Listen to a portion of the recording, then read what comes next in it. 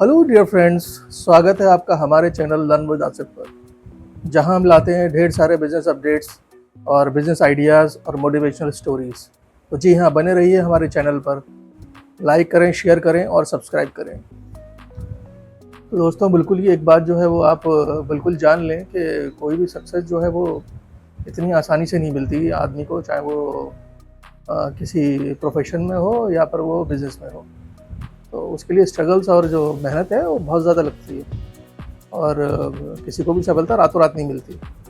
जो आज के हालात जो है आप लोगों के देख रहे हैं कि कोई इंसान जो है 500 करोड़ का मालिक बना हुआ है, कोई इंसान जो है 1000 करोड़ का मालिक बना हुआ है। लेकिन वो चीज़ें जो हैं वो इतनी आसानी से नहीं आई हैं। वो तो आज तो दिख रहा है आपको, लेकिन उनका कल कभी देखने की कोशिश करी। जैसे हम अगर बात करें फॉर एग्जांपल बेला वीटा के फाउंडर जो है वो मिस्टर आनंद थी। तो आनंद की स्टोरी के बारे में हो सकता है मे बी पॉसिबली आपने बहुत ज़्यादा सुना होगा, और वो किस तरीके से जो उनका बिजनेस जो है आज उन्होंने बेला वीटा को 300 से लेके और 400 करोड़ के बीच में जो खड़ा कर लिया। लेकिन क्या आपने कभी उनके स्ट्रगल के बारे में जानने की कोशिश करी कि किस तरीके से उन्होंने ग्रो किया, उनका बैकग्राउंड क्या है? तो वो अपने आप से जो है वो खुद इस बात को कहते हैं कि मैंने जो है इसको बनाने में बहुत ही ज़्यादा मेहनत की, और एक सेल्समैन की भी जॉब करी थी उन्होंने यूके में, और वहाँ पर जो है सब्सक्रिप्शन वगैरह का भी काम किया था। वो भी उन्होंने सेल आउट किए थे लोगों के डोर टू डोर जा जाके, और कितना स्ट्रगल उनको करना पड़ा। उनका कहना ये है कि मान लिया कि उन्होंने जो है 1000 डोर जो है वो खटखटाए एक प्रोडक्ट को सेल करने के लिए। कन्वर्जन कितना हुआ? 2 से 3% का। तो इस तरीके के हालात भी उन्होंने देखे और मेहनत करके जो है वो आज इस मकाम पर है। तो बेला वीटा को ग्रो करने के लिए जो इंस्पिरेशनल जो एक तरीके से जर्नी रही उनकी, और वो अपने बारे में ये भी बताते हैं कि वो बहुत बड़े मजनू टाइप के इंसान थे, और वो किसी लड़की की मोहब्बत में थे, और वो लड़की जो थी उनको धोखा देकर चली गई। अब वो धोखा खाया हुआ जो एक तरीके से जो शेर होता है उसके तरह उन्होंने काम किया। तो जख्मी शेर जो होता है वो बड़ा खतरनाक टाइप का होता है भाई। और उन्होंने क्या किया, उन्होंने जो था उसके जज्बे को जो है अंदर एकदम समेट के रखा। और जो वो उनकी गर्लफ्रेंड थी वो कोई परफ्यूम लगाया करती थी, तो वो उससे जो थे वो बहुत ज़्यादा इंस्पायर्ड थे। तो उन्होंने उसी टाइप का जो परफ्यूम है वो उसी स्मेल को जो है वो लॉन्च किया सबसे पहले, और लॉन्च करने के बाद जो है उन्होंने ज़बरदस्त ग्रोथ हासिल की। और उनका मार्केटिंग का जो तरीका ये था कि वो सबसे पहले पब्लिक के बीच में गए, और पब्लिक के बीच में जाए उन्होंने कभी इस बात की जो है वो शर्म नहीं की कि ये प्रोडक्ट जो है मैं पब्लिक के बीच में जाके कैसे सेल आउट करूँगा, कि मैं एक सेल्समैन की तरह काम करूँ। जो इंसान जो है 2 से 3000 करोड़ का मालिक हो और वो एक सेल्समैन की तरह काम करे, तो जहाँ तक मेरा ख्याल है 80-90% लोग तो इस चीज़ को मना ही कर देंगे, मेरे बस का नहीं है या मैं करना ही नहीं चाहता, या वो इतना उनकी ईगो वगैरह जो है वो इतनी हर्ट हो जाएगी कि वो खुद तो जाना पसंद ही नहीं करेंगे भाई। वो एक मार्केटिंग टीम को जो है वो हायर करेंगे और जाके जो है वो सेल आउट करना शुरू कर देंगे अपने प्रोडक्ट को। लेकिन क्या आपको जो फीडबैक चाहिए था, प्रॉपर फीडबैक जो चाहिए, रियल फीडबैक जो चाहिए था, क्या वो आपको मिलता भी एज अ फाउंडर? लेकिन इसी चीज़ को जो है उन्होंने जो है प्रॉपर तरीके से किया, और लोगों के बीच में गए और लोगों से जो है एक कस्टमर फीडबैक लिया उन्होंने अपने प्रोडक्ट के बारे में कि मेरा प्रोडक्ट कैसा है, या क्या क्या इसके अंदर चेंजेस कर लेना चाहिए इसको इम्प्रूव करने के लिए, या इसके जो कस्टमर जो प्राइसेस हैं वो मार्केट कंपटीशन के हिसाब से हैं भी कि नहीं है ना। तो उनकी रिसर्च जो थी बड़ी डेप्थ में थी, और उन्होंने जो है एक ज़मीन से लगकर काम किया। और जो इंसान, जाहिर सी बात है, जो ज़मीन से लगकर काम करते हैं वही कामयाबी पाते हैं, है ना। तो चीज़ें जो हैं, अब अपने जो यंग जनरेशन है उनको बहुत कुछ सीखने की ज़रूरत है इनसे, कि उन्होंने किस तरीके से सीखा। और उन्होंने अपने इंटरव्यूज़ वगैरह में एक बात और कही कि बहुत से लोग जो है उनके पास जो है फंडिंग के लिए भी आए कि हमारे प्रोजेक्ट की फंडिंग कर दीजिए या हमारे बिजनेस को फंड कर दीजिए। तो फंडिंग जो है वो ऐसा तो है नहीं कोई भी फाउंडर जो है आंखें बंद करके कर देगा। उनका कहना ये है कि मान लिया कि आपने जो कोई प्रोडक्ट है और वो प्रोडक्ट जो है आप मार्केट में जो है लॉन्च करना चाहते हैं, तो आप चले गए उनकी फंडिंग के लिए, भाई साहब मुझे इस प्रोडक्ट के लिए जो है 1 करोड़ की फंडिंग चाहिए।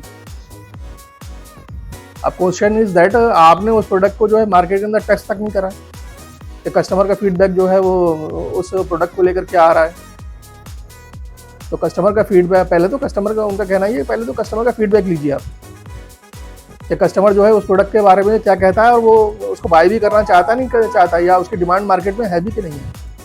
अब पता चला मार्केट में उस प्रोडक्ट की डिमांड ही नहीं है और आप जो है उसको लॉन्च करने के लिए बिल्कुल लगे हुए उधर हैं। तो किसी भी प्रोडक्ट को लॉन्च करने से पहले जो है उसको टेस्ट करें। मार्केट टेस्टिंग भी ज़रूरी है ना, कि मार्केट में जो प्रोडक्ट है वो किस तरीके से परफॉर्म करेगा।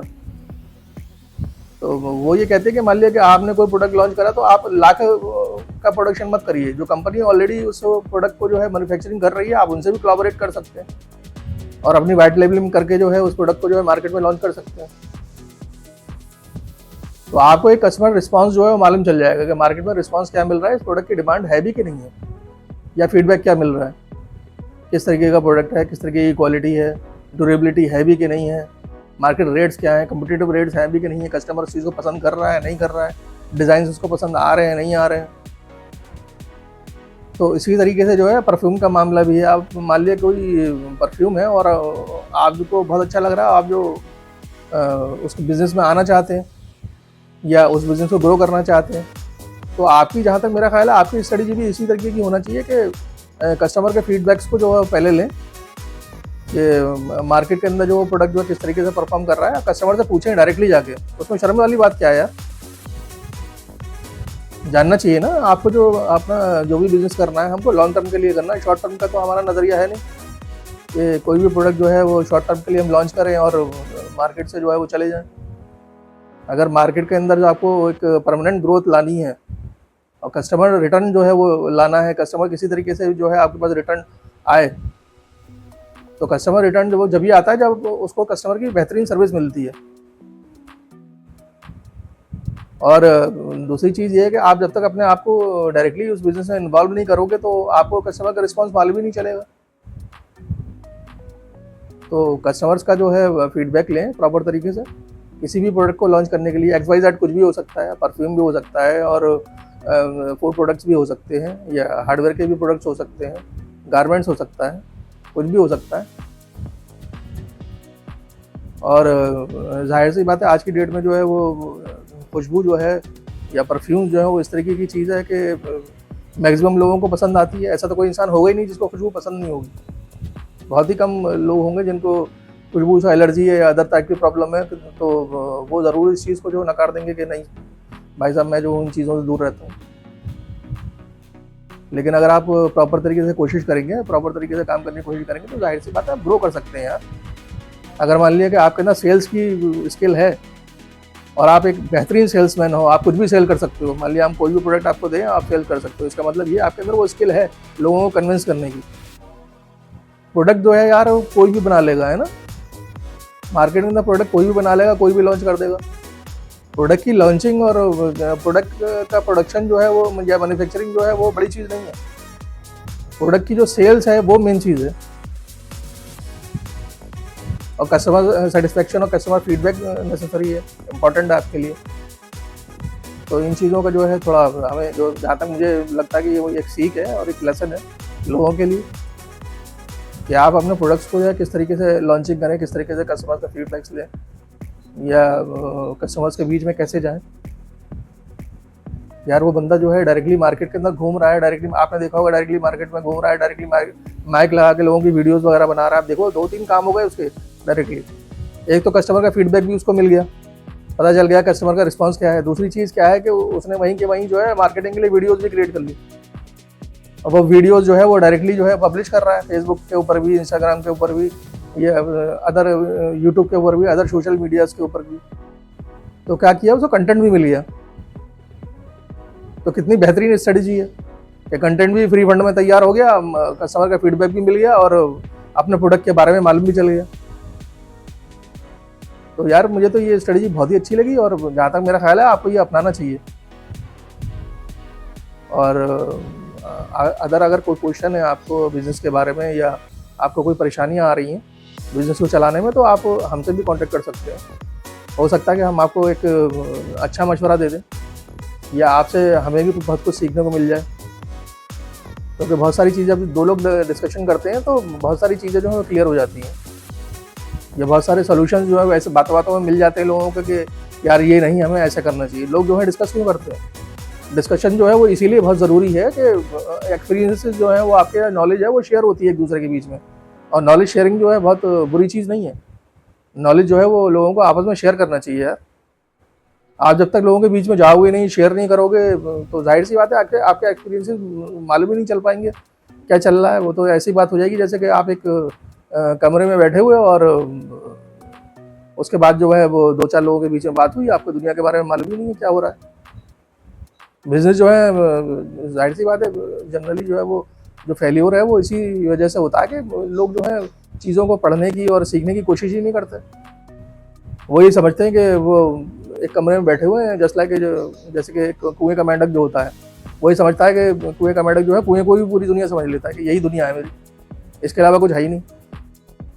तो इसलिए अपने आप को जो है इन सब चीज़ों से बाहर निकालें, घूमें फिरें, ट्रैवल करें यार, लोगों के बीच में जाएं, पूछें उनसे किस तरीके का रिस्पॉन्स है, क्या है प्रोडक्ट के बारे में अपने फीडबैक लें।